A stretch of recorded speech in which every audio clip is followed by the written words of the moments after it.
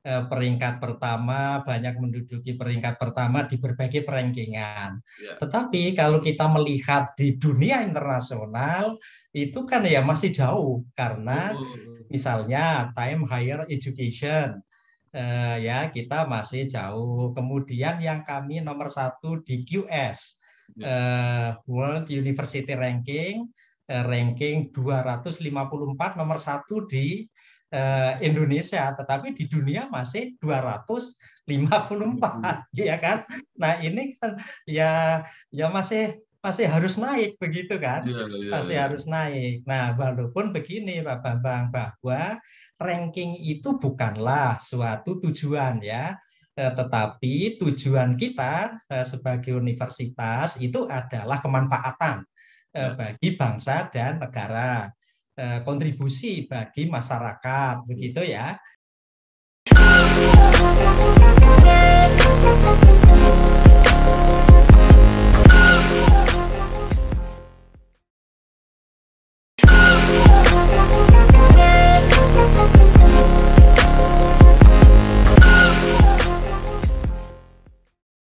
Assalamualaikum warahmatullahi wabarakatuh. Waalaikumsalam warahmatullahi wabarakatuh. Sama saya Bambang Sadono di channel Inspirasi untuk Bangsa. Mudah-mudahan channel ini selalu memberi inspirasi, motivasi, edukasi, informasi, dan syukur membantu mencari solusi. Kami sedang mempersiapkan beberapa video untuk ikut Mangayu Bagdio menandai 72 tahun Universitas Gadjah Mada. Sebuah universitas yang cukup tua di Indonesia, cukup lama di Indonesia, yang reputasinya sudah sangat kita kenal, tentu sudah banyak yang dihasilkan, terutama banyak para alumninya yang sudah mengabdi di mana-mana untuk kepentingan bangsa dan negara. Nah, di dalam rangka 72 tahun Universitas Gadjah Mada ini, saya sekarang sudah bersama dengan Profesor Insinyur Panut Mulyono, Magister Engineering, PhD, IPU, ASEAN Engineering. Nanti mohon maaf kalau ada yang salah, diluruskan. Ya, yang penting namanya Pak Bambang. Beliau adalah Rektor Universitas Gadjah Mada. Apa kabar, Prof?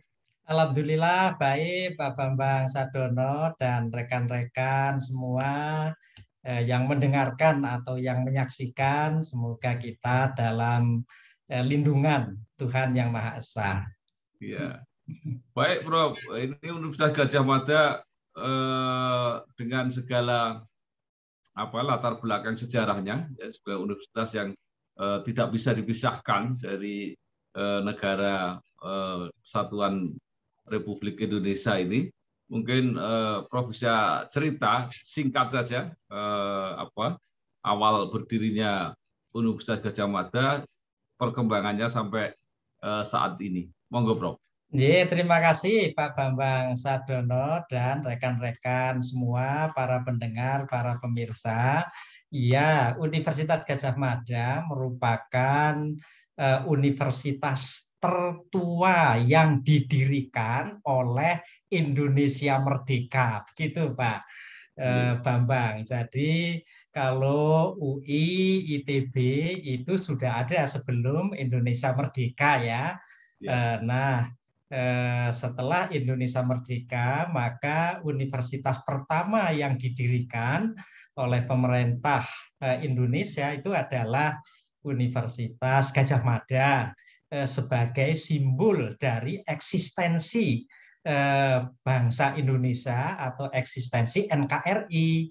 Karena saat itu setelah Indonesia Merdeka itu kan pihak penjajah ya itu masih merongrong lah, masih ingin kembali untuk menguasai Indonesia, dan saat itu pemerintah melalui Presiden Soekarno mendirikan universitas sebagai simbol eksistensi NKRI, bangsa Indonesia.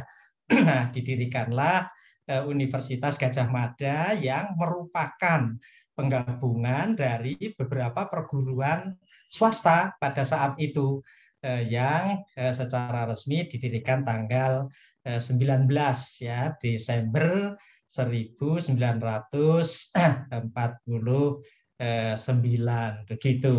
Yang kemudian dalam perkembangannya lalu dari perguruan tinggi negeri pada tahun 2000 kan bersama-sama dengan UI, ITB, IPB begitu berubah menjadi statusnya PT BHMN ya. Kemudian PT BHMN dibatalkan, kemudian kami berempat juga berubah menjadi BLU gitu ya. BLU kemudian dengan terbitnya Undang-Undang 12 tahun 2012 maka dikembalikan otonominya itu menjadi PTN Badan Hukum sampai sekarang ya, kira-kira begitu Pak Bambang. Jadi perjalanan UGM dari didirikan sampai saat ini menjadi PTN berbadan hukum bersama yang lain-lain. Sekarang sudah ada 14 PTN badan hukum begitu. Ku berjanji memenuhi panggilan bangsaku di dalam Pancasilamu jiwa seluruh. Baik, Prof. Universitas Gadjah Mada bukan hanya panjang sejarahnya, tetapi juga kinerja dan prestasinya itu selalu di peringkat atas, bahkan mungkin yang pertama. Ya. Nah, sekarang pertanyaannya ke depan seperti apa pengembangannya, Prof? Kalau posisinya sudah seperti ini. Ya, jadi posisi seperti ini itu kan di Indonesia lah ya Pak Bambang ya, dalam arti peringkat pertama, banyak menduduki peringkat pertama di berbagai perankingan. Tetapi kalau kita melihat di dunia internasional itu kan ya masih jauh, karena misalnya time higher education ya kita masih jauh. Kemudian yang kami nomor 1 di QS World University Ranking, ranking 254 nomor 1 di Indonesia, tetapi di dunia masih 254 ya kan. Nah ini kan ya masih harus naik begitu kan, masih harus naik. Nah walaupun begini Pak Bambang, bahwa ranking itu bukanlah suatu tujuan ya, tetapi tujuan kita sebagai universitas itu adalah kemanfaatan bagi bangsa dan negara, kontribusi bagi masyarakat begitu ya. Namun kita meyakini bahwa kontribusi kemanfaatan kita bagi masyarakat itu akan meningkat seiring dengan meningkatnya mutu atau kualitas kita begitu ya. Nah, mutu itu tentu bukan kita sendiri yang mendeklarasikan saya baik, saya hebat, saya apa begitu kan. Nah, ini sebagai benchmark, sebagai tolok ukur adalah penilaian oleh orang lain yang dibandingkan dengan perguruan tinggi lain begitu. Sehingga ranking-ranking itu merupakan ini sajalah, merupakan alat ukur bagi kita. Oh, kita masih perlu meningkatkan di bidang ini karena masih kalah baik di bidang ini dibanding perguruan tinggi lain, ya, semacam itu. Jadi ke depan ya tentu tadi meningkatkan mutu secara terus-menerus agar kontribusi dan kemanfaatan kita kepada masyarakat, bangsa, dan negara menjadi lebih besar. Dan ini Pak Bambang yang perlu kita antisipasi adalah akan bahkan sudah ya masuknya perguruan tinggi asing untuk beroperasi di Indonesia. Lah itu kita kan tidak boleh lengah itu. Jangan-jangan nanti kalau kita tidak memperbaiki kualitas, tidak memperbaiki mutu, itu masyarakat Indonesia berpaling berpaling mendaftarnya ke perguruan tinggi asing yang beroperasi di Indonesia lah. Ini kan nggak boleh semacam itu. Jadi terus peningkatan mutu untuk peningkatan kontribusi. Kira-kira begitu Pak Bambang.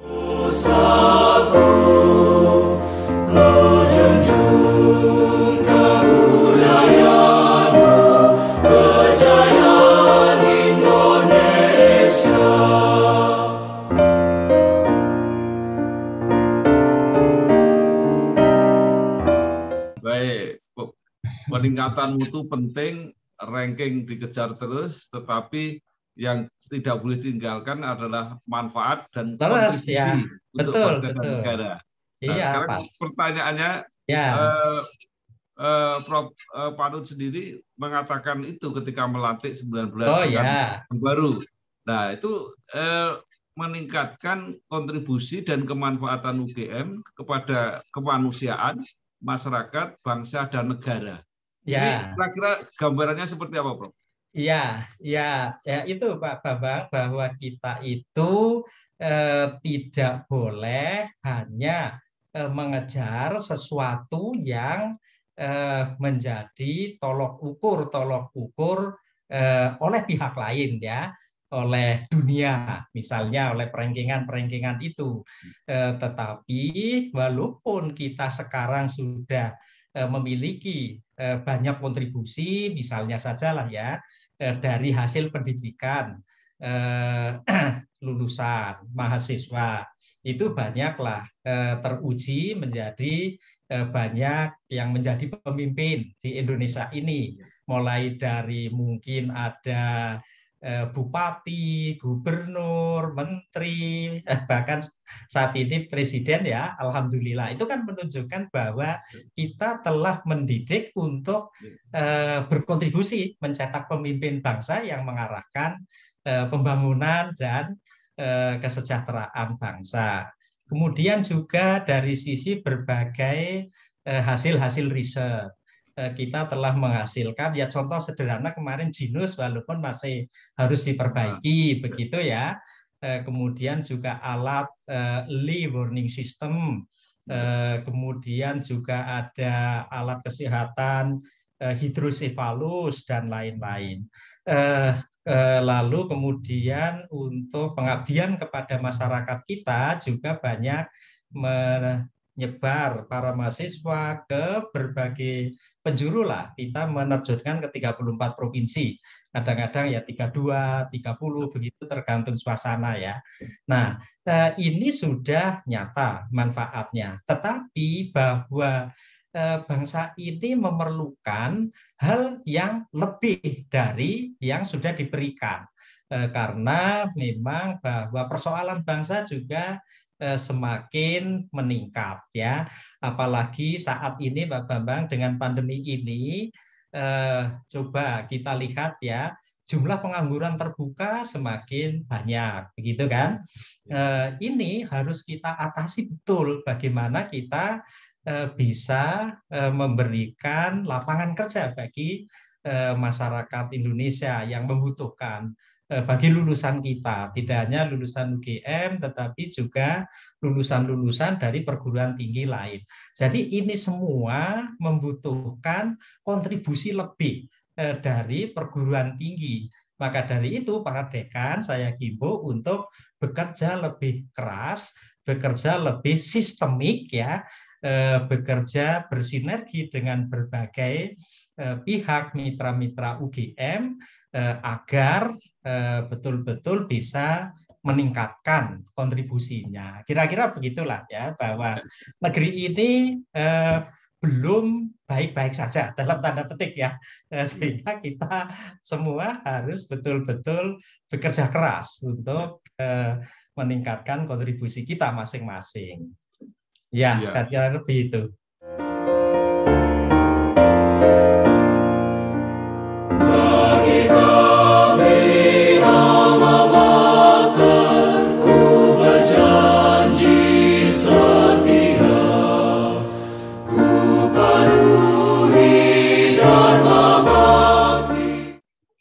Baik, Prof.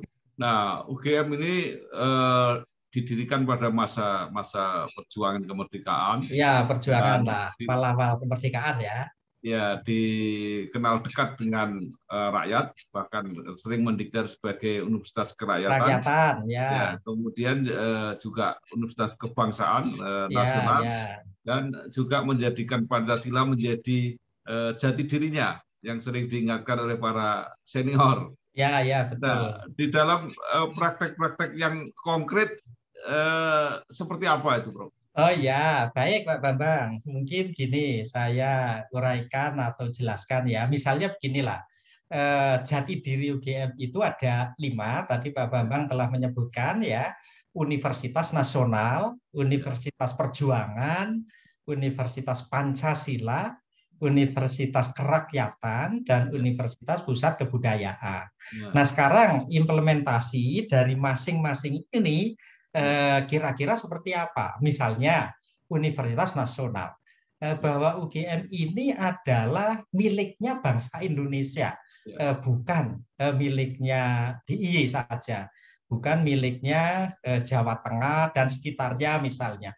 Maka dari itu, lalu semua orang di seluruh Indonesia itu harus ada yang sekolah di UGM, berhak begitu ya. Tetapi hak itu belum tentu bisa digunakan. Karena apa? Karena tingkat pendidikan di Indonesia ini juga beragam sekali. Kalau kita biarkan bersaing bebas, tidak akan ada yang jauh-jauh itu masuk ke UGM. Maka dari itu kita harus mempunyai kebijakan afirmatif begitu.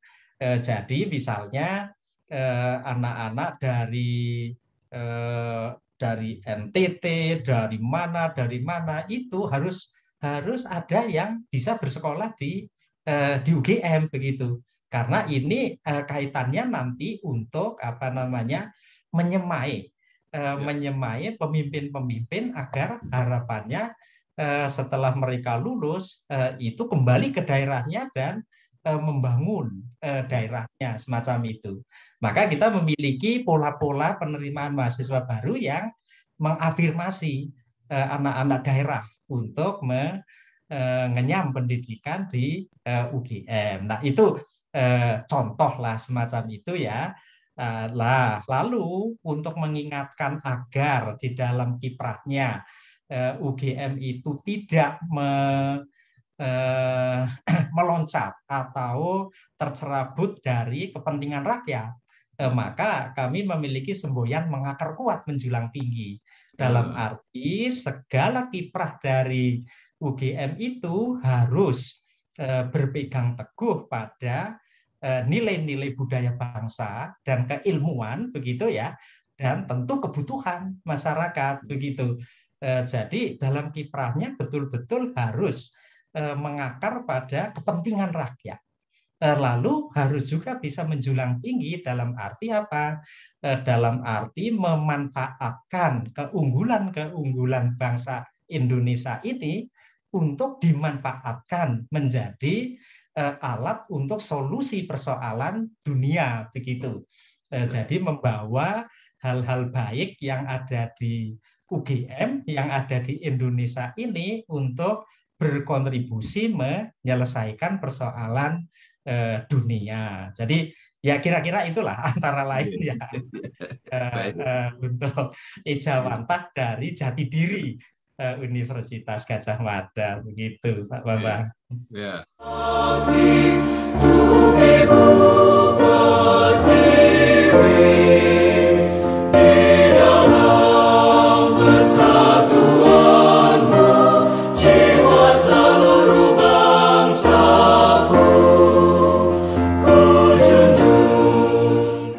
Baik, Prof. Prof tadi sudah sebutkan bahwa alumni UGM tersebar sedemikian rupa, mulai dari presiden, ya, mulai sampai bupati wali kota, mulai dari menteri, mungkin pimpinan BUMN, jadi anggota legislatif dan sebagainya, lulusan dari lebih dari 100 program studi yang ada di UGM.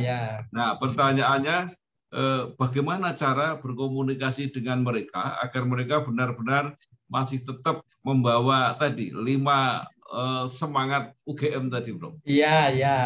Maksudnya dengan para alumni ya, Iya, Pak iya Bambang. betul. Iya, memang Pak Bambang, kami sangat bersyukur ya memiliki Kagama, keluarga alumni Universitas Gadjah Mada itu yang kompak, solid dan bersahabat ya. Kami memiliki moto atau semboyan di Kagama itu adalah guyub, rukun, migunani, begitu ya. Artinya guyub, rukun, dan bermanfaat begitu. Nah, tentu bermanfaat itu adalah bagi masyarakat, bangsa, negara, dan mereka tidak lupa kepada alma maternya gitu. Sehingga kami alhamdulillah Kagama ini memiliki berbagai kegiatan, apalagi saat ini ya dalam pandemi ini kan mudah mengadakan webinar, acara-acara daring ya. Nah, ini itu sangat sering kita mengadakan. Kemudian sering berkomunikasi dan pesan kami adalah tadi jaga guyub, rukun, migunani. Kalian berbeda partai tidak apa-apa, kalian berbeda aliran politik tidak apa-apa.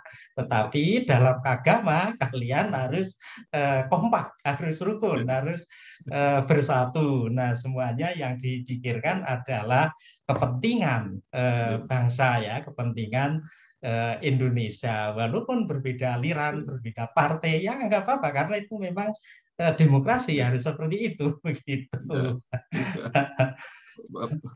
Prof, kemarin saya sudah wawancara dengan beberapa alumni. Mereka mengatakan sekarang presidennya dari UGM.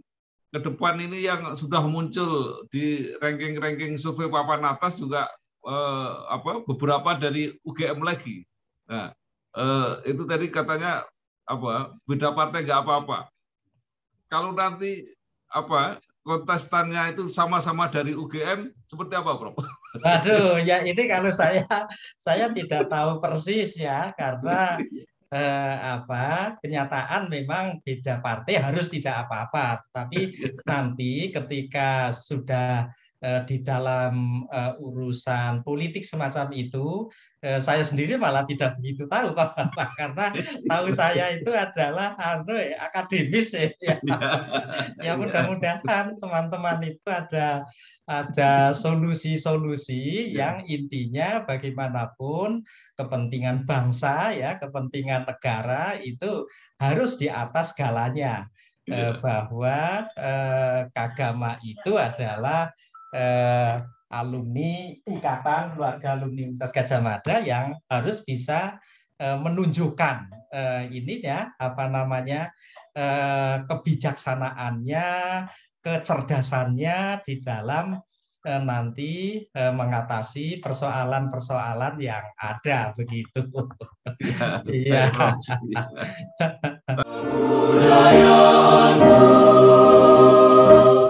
Kejayaan Nusantara. Tadi Prof. Panut mengatakan bahwa selama pandemi ini banyak berkomunikasi dengan alumni melalui webinar. Nah, apa pelajaran dari pandemi ini khususnya dikaitkan dengan metode komunikasi daring ini, Prof, untuk pendidikan? Apakah nanti ke depan itu tetap akan dimanfaatkan atau kalau sudah selesai pandemi sudah kembali ke normal tatap muka lagi? Iya, gini Pak Bambang, bahwa perkembangan teknologi informasi dan komunikasi begitu cepat, begitu ya. Dan kita itu harus familiar dengan teknologi itu. Jadi kita harus bijak, bisa memanfaatkan perkembangan teknologi ini dengan baik agar kerja kita itu menjadi bisa lebih cepat, bisa menjadi lebih ringan. Tetapi tolok ukurnya adalah capaian. Capaiannya itu nggak boleh menurun dengan penggunaan teknologi informasi ini. Maka Pak Bambang, sebelum pandemi, saya sebagai rektor UGM telah mengeluarkan peraturan akademik ya terkait dengan perkuliahan bahwa 40% dari semua mata kuliah di UGM boleh disajikan secara daring. Itu SK-nya tahun 2019. Tetapi saat itu yang menggunakan baru sedikit. Baru setelah pandemi di awal 2020 semua berubah ya kan ke daring begitu. Nah, saat ini anak-anak dan kita para dosen itu sudah sangat familiar dengan pembelajaran daring begitu. Tetapi kalau kita lihat betul ya bahwa seberapa persen mereka memperoleh pelajaran yang bisa diserap dan dipahami secara nyata itu dibandingkan dengan yang secara luring penuh seperti dulu itu pasti lebih kecil dibanding yang luring. Itu jawaban mahasiswa. Jawaban mahasiswa dan jawaban dosen yang mengajar begitu ya. Nah, maka nanti kalau sudah normal itu kami akan menggunakan metode blended campuran. Jadi saya akan kembali ke ini peraturan rektor bahwa masih bisa dilakukan secara daring sampai 40%. Kemudian sisanya harus luring dan itu direncanakan betul di dalam kalau kami namanya RPKPS ya, artinya rencana perkuliahan, mana bagian-bagian yang disajikan secara luring, mana bagian-bagian kuliah yang boleh disajikan secara daring. Sehingga prinsipnya bahwa anak-anak kita, dosen-dosen kita itu juga harus familiar dan pandai memanfaatkan teknologi pembelajaran, khususnya pembelajaran daring, tetapi bahwa kuliah tatap muka itu menjadi keharusan juga. Jadi kita tidak akan menjadi universitas terbuka semuanya. Nanti kalau seperti itu kan ya repot ya. Apa bedanya dengan universitas terbuka ya, Prof? Nah, makanya nanti kita ada formulasi UKT lagi ya. Kalau seperti itu. Baik, Prof. Prof. Panut ini saat ini kalau tidak salah kan sedang memimpin forum rektor. Ya, nah, ya. Dalam setiap masa kepemimpinan forum rektor itu biasanya ada program-program khusus, bukan hanya di bidang pendidikan, kadang-kadang juga luas menyangkut kepentingan bangsa dan negara. Betul, Jadi kira-kira di masa kepemimpinan Prof. Panut ini apa yang menonjol? Iya, jadi Pak Bambang, saat ini kami betul-betul banyak dilibatkan oleh kementerian ya, terutama Pak Menko PMK di dalam ikut menggelurakan atau ikut menggulirkan program revolusi mental. Program revolusi mental salah satunya itu adalah bagaimana kita ikut menangani persoalan-persoalan stunting gitu. Persoalan stunting ini target pemerintah kan harus menurunkan sekian banyak gitu ya. Nah, perguruan tinggi itu diharap betul untuk bisa ke situ. Juga kaitannya dengan bagaimana menangani berbagai persoalan terkait dengan lingkungan, karena itu juga termasuk program-program revolusi mental ya, tentang kebersihan, tentang lingkungan dan lain-lain. Tetapi di luar itu yang menjadi target saya itu karena kepengurusannya hanya 1 tahun itu sangat pendek ya. Sampai saat ini Forum Rektor Indonesia belum memiliki ADART. Belum. Ya, belum sampai saat ini. Maka di kepengurusan saya ini kami targetkan harus punya ADART. Dan ini sudah dari rapat-rapat kecil sudah selesai untuk pembahasan anggaran dasar dan anggaran rumah tangga.